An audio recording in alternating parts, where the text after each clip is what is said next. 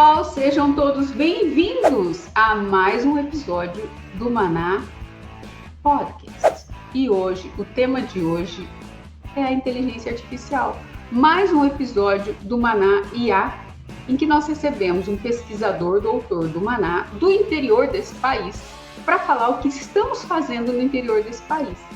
Hoje recebemos o professor Aislan Possebon, que é um pós-doc do Maná na Universidade Estadual de Maringá e é professor do Instituto Federal do Paraná, campus Paranavaí.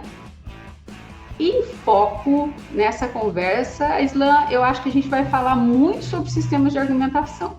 Então vou deixar com você, Aislan, esse tempo para falar com os nossos ouvintes e para quem nos assiste sobre a nossa experiência com sistemas de argumentação, com um desenvolvimento junto com uma empresa para a redução da taxa de churning, em que nós temos usado as ferramentas de IA, colocamos ali um pouquinho de sistema de argumentação. E para vocês, então, essa novidade com o professor Aislan Possebon. Maná Podcast. Bom dia a todos, obrigado pelo convite de estar participando aqui com vocês desta ação. Para falar um pouquinho sobre a minha experiência com o IA, ela basicamente começou no meu curso de doutorado. Na minha graduação, eu não tive essa experiência, no mestrado a gente também não trabalhou com nada disso, mas no doutorado a gente passou por poucas e boas ali nessa área de inteligência artificial. A área de inteligência artificial, como todos acredito que já tenham passado por ela aqui, ela é baseada em agentes, né? Igual o pessoal comentou ali. Sistemas baseados em agentes ou multi-agentes, quando você tem mais de uma unidade, né? E o que seria esse agente? É uma unidade de software, basicamente, ou software e hardware, que ela deve funcionar de forma autônoma. Tá? Então, ela tem que ter sensores para captar as coisas ali do ambiente, e tem que ter os atuadores, que é a modificação nesse ambiente. Então, esses sensores, eles podem ser por câmeras, podem ser por datasets, leitura de valores e por aí vai, né? Em relação à inteligência artificial e o uso de sistemas multiagentes, né, cada agente ele é implementado com um objetivo. Então, a gente pode ter lá um agente que trabalha com visão computacional, igual já foi comentado aqui, agente que trabalha com processamento de linguagem natural, e por aí vai. Em especial para sistemas de tomada de decisão, quando aplicados em empresas, né? Com algoritmos de machine learning, por exemplo. Só que todos esses sistemas de inteligência artificial, eles lidam com alguma forma de dado, né? A gente precisa ter dados para serem processados. E esses dados, eles devem virar conhecimento de alguma forma, né? Então, a gente tem que representar esses dados de uma forma que eles possam ser manipulados por um computador. No meu trabalho de doutorado, a gente trabalhou com uma forma de representação desses dados, que é utilizando argumentos ou sistemas de argumentação, né? Cada dado ele é formado por fatos, né? E existe um processo de raciocínio envolvido sobre esses dados, né? Então, qual era o nosso objetivo? Tendo-se um conjunto de agentes, um sistema multi-agente, cada um com seu próprio conhecimento, cada um com a sua própria base de dados e por aí vai, ele é um sistema de inteligência artificial distribuído, conforme já foi comentado aqui no começo da sessão. Como essas informações elas estão distribuídas, às vezes as decisões precisam ser tomadas em conjunto, de forma colaborativa ou cooperativa. Então, no meu caso, eu criei um modelo conceitual de como unificar um diálogo entre esses agentes, porque eles se comunicam, essa comunicação é feita por diálogo. Então, por meio desse diálogo, os agentes podem trocar argumentos entre si. E baseado nessa troca de argumentos, eu trabalhei ali como a gente pode identificar um consenso entre um grupo de agentes sobre determinada decisão que esteja disponível ali para a empresa ou para o sistema, né? Então, qual decisão? Nós vamos escolher a alternativa A ou a B? Aí um fala, eu quero A por causa disso, a B por causa daquilo. Só que a minha opinião ou o meu conhecimento, ele não é necessariamente a sua opinião ou o seu conhecimento. Então, nós temos que chegar a um acordo mútuo. Então, eu consegui ali um mecanismo de ponderar o que eu sei e o que o outro sabe, para que a gente consiga chegar a uma situação mais próxima possível do consenso, né? Bom, eu vou começar uma apresentação aqui para falar sobre o trabalho que estamos desenvolvendo hoje. Em relação aos sistemas de inteligência artificial, precisamos trabalhar sempre com dados, né? E gerar conhecimentos. Tá? No nosso caso, para sistemas de argumentação, na teoria ali da argumentação, a gente tem o fundamento, que é um argumento. Um argumento, basicamente, ele é formado por 3 partes. Um conjunto de premissas, algum tipo de mecanismo de inferência, que seria um raciocínio sendo executado, e a conclusão daquele argumento.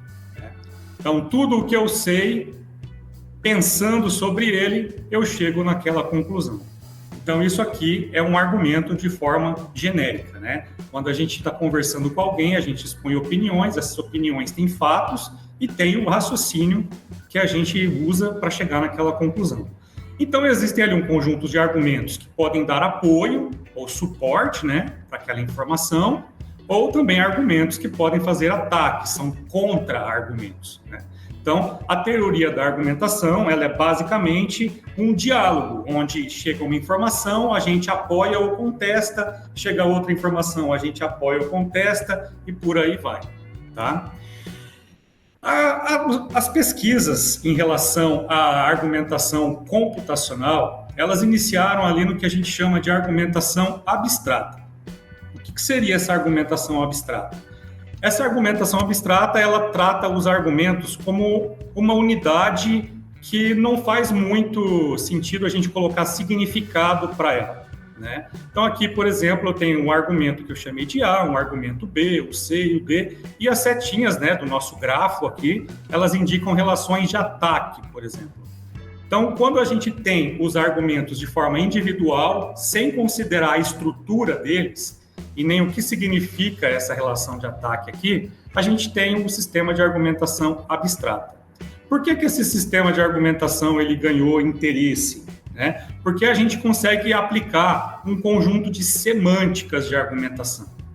O que seriam essas semânticas? Seriam como eu vou identificar informações ou conhecimentos que não são conflitantes entre si. E qual é a relação entre eles, né? Então, por exemplo, o meu argumento C aqui, ele ataca o argumento B, né? Ele ataca o D, só que aqui existe um auto-ataque, né?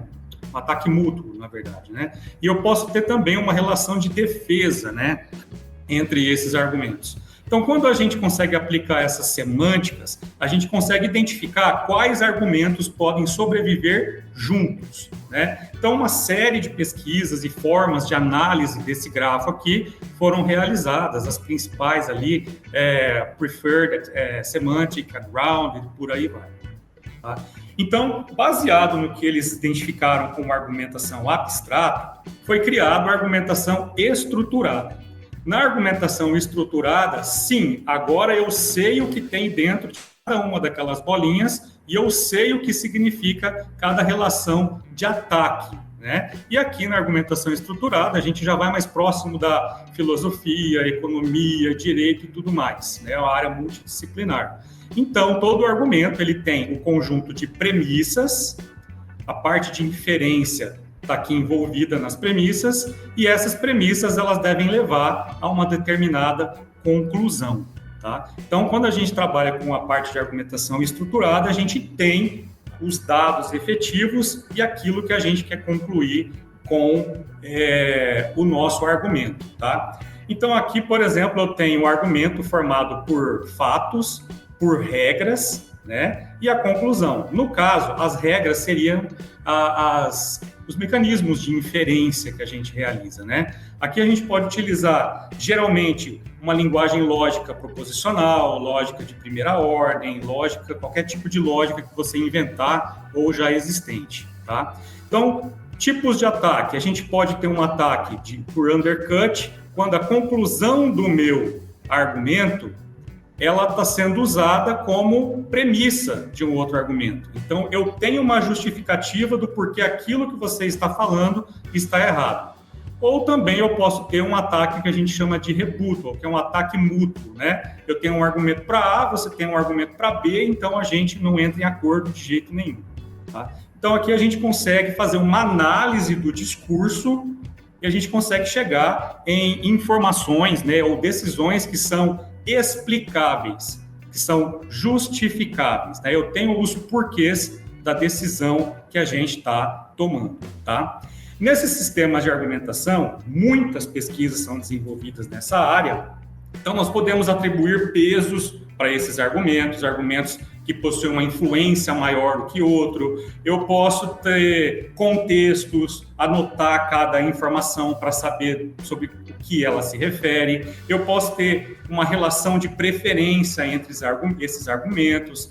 Vários e vários frameworks já estão disponíveis, os mais populares ali na literatura, o ABA, o Aspic Plus e o DELP. O DELP é legal porque ele trabalha com informações que podem ser refutadas, então nem tudo é verdade absoluta nele, né? Então são formas diferentes de fazer esse tipo de análise dos argumentos. Quando a gente fala, então, de argumentação, ele se torna propício para o que os dois apresentadores anteriores já comentaram, que é sobre a Explainable Artificial Intelligence. Por que ele se torna propício?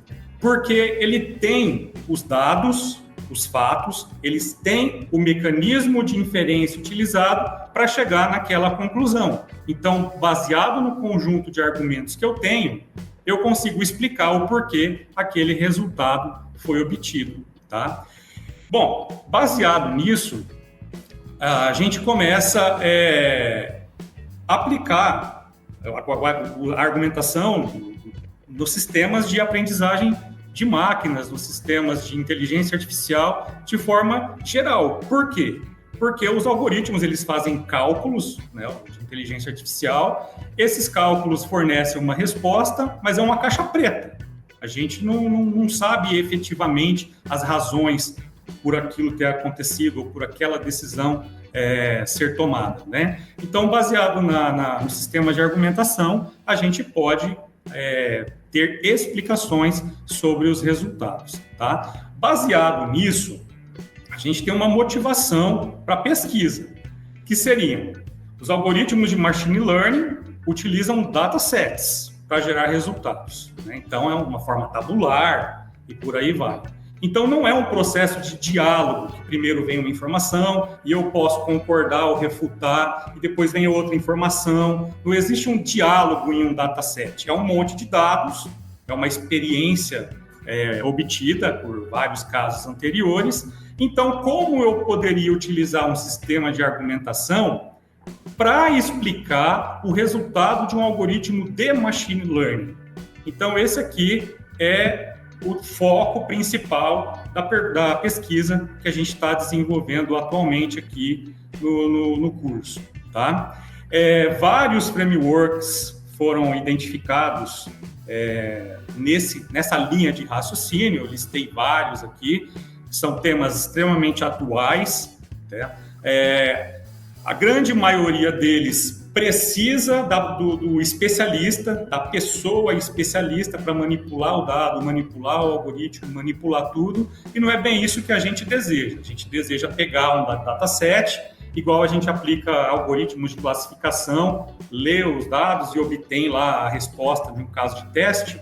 É isso que a gente quer fazer aqui neste momento. Então, vamos ler dados, vamos obter o resultado do machine learning, só que eu quero saber o porquê aquele resultado foi obtido, o que ocasionou aquele resultado, tá?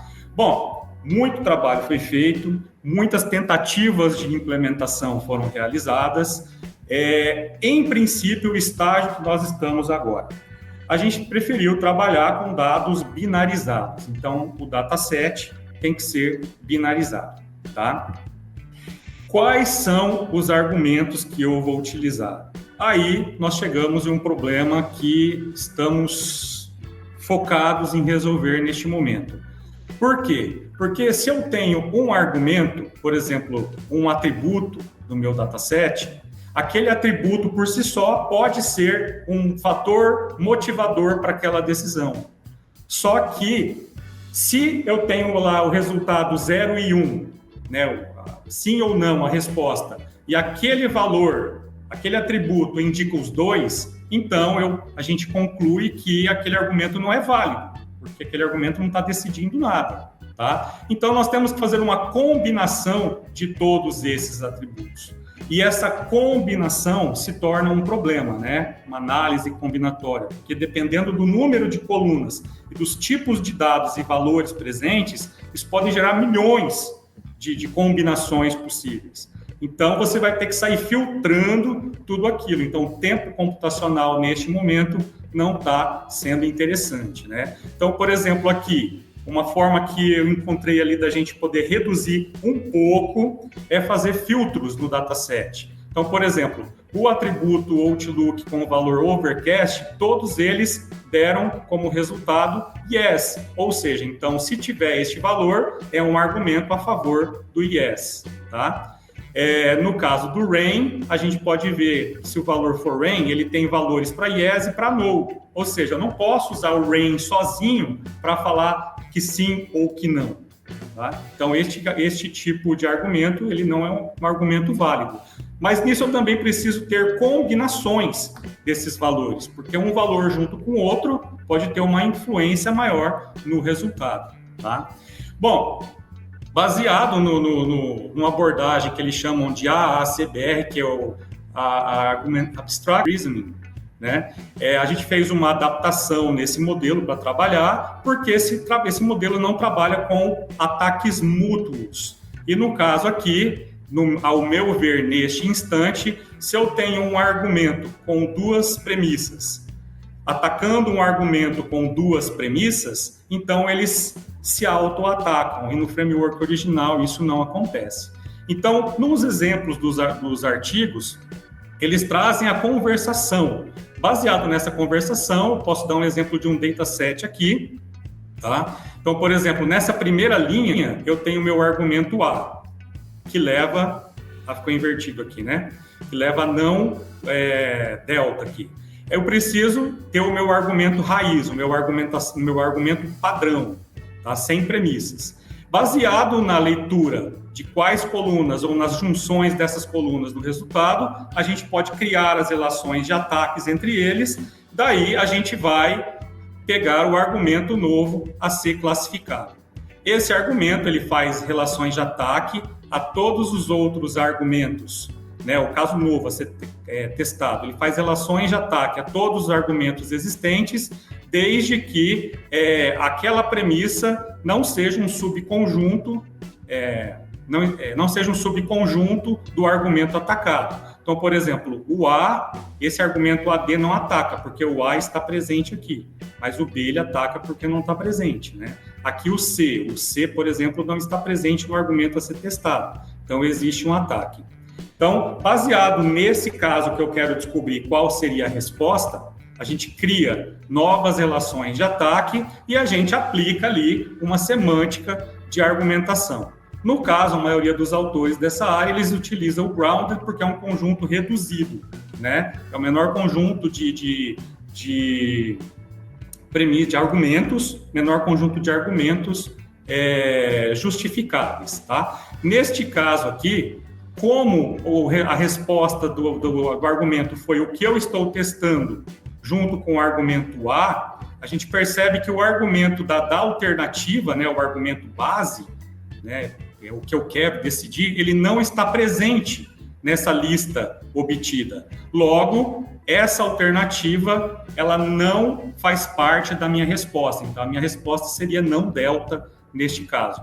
Então, por que a resposta não delta? Porque a gente tem a resposta deste atributo A. Então, por causa deste argumento, desta coluna, deste valor que a gente tinha, a minha resposta foi tal. Então, aqui a gente consegue ter a explicabilidade do resultado que a gente vai obter no algoritmo de machine learning, certo? Baseado nisso que a gente já conseguiu desenvolver, tendo como inspiração trabalhos prévios, né, a gente chegou neste problema de análise combinatorial, que é um conjunto muito, muito grande de argumentos. Isso torna o problema intratável computacionalmente, né? Demora muito tempo para ser calculado, é uma complexidade exponencial isso daqui. Então, a gente precisa filtrar isso de alguma forma e reduzir isso. Alguns trabalhos utilizam a redução da dimensionalidade com redes neurais, autoencoders, igual já foi apresentado em outros trabalhos ali. Então, estamos nessa fase, deste momento, de descobrir como reduzir aquela quantia de colunas ou como a gente vai identificar uma quantia menor de argumentos sem precisar fazer todas as combinações possíveis e essa filtragem de quais argumentos são válidos ou não são válidos, né? Em relação ainda às atividades do pós-doutorado, tem uma orientação de doutorado, onde o Hugo ele também trabalha com o Chay. O trabalho dele em específico em parceria com uma empresa, TecnoSpeed, aqui de Maringá, para detecção, né, previsão de churn, igual já foi comentado também nessa reunião.